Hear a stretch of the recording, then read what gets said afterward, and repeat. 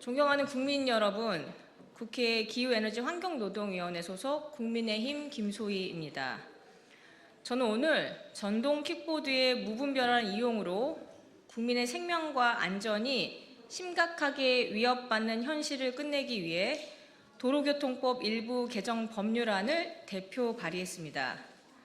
전동 킥보드는 한때 혁신적인 이동 수단으로 불렸지만 불과 몇 년 새 거리 위의 흉기이자 국민의 생명을 위협하는 잠재적 살인 도구로 변했습니다.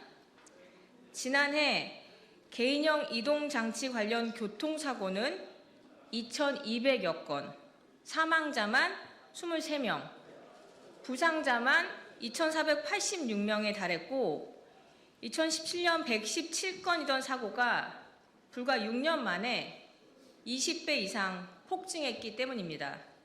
아시는 것처럼 지난 18일 인천 연수구에서는 2살배기 딸을 지키려던 어머니가 중학생이 몰던 전동 킥보드에 치여 생명이 위독한 상태이고, 올해 6월에는 경기 일산 호수공원에서 무면허 여고생이 몰던 전동 킥보드에 60대 부부가 충돌해 아내분이 숨지는 사고가 있었습니다.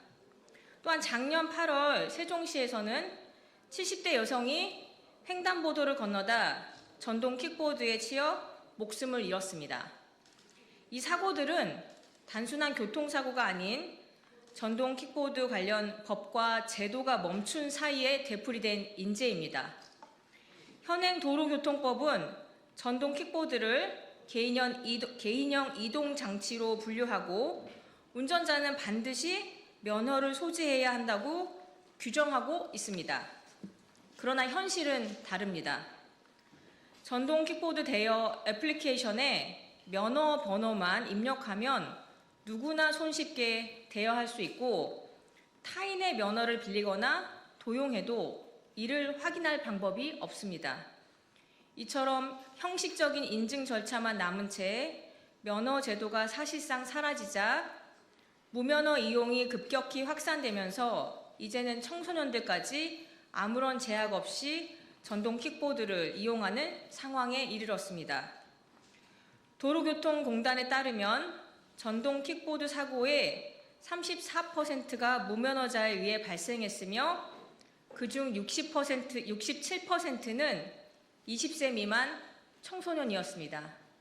결국 제도가 있어도 작동하지 않았던 현실이 사고의 근본 원인이 되어버린 것입니다.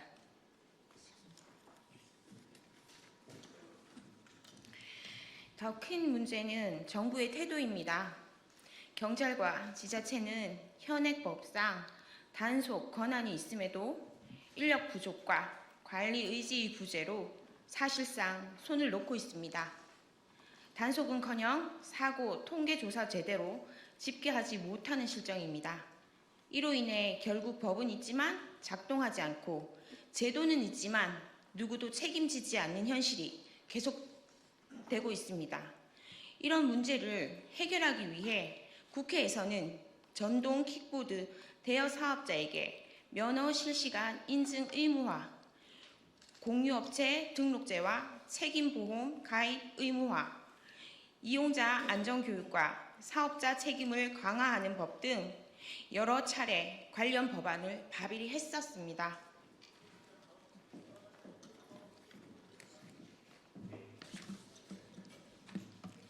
하지만 법안이 모두 상임위원회에서 계류된 사이 잠재적 살인도구, 전동 킥보드는 오늘도 우리 주변 도로 위에서 국민의 안전을 위협하고 있습니다. 현실을 바꾸지 못하는 대책은 해결책이 아닙니다. 이제는 형식적인 보완을 반복할 것이 아니라 국민의 생명을 지키기 위해서라도 전동 킥보드 전면 퇴출을 논의해야 합니다. 이동수단을 넘어 이동 흉기가 되어버린 전동 킥보드는 더 이상 도로 위에 존재해서는 안 됩니다.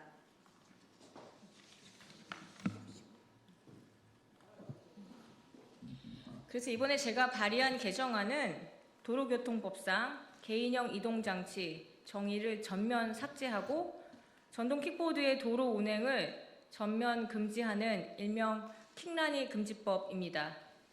이미 프랑스 파리, 스페인 마드리드, 호주 멜버른 등 주요 도시들은 잇따른 사고와 시민 불편을 이유로 공유 전동 킥보드를 도심에서 전면 퇴출했습니다.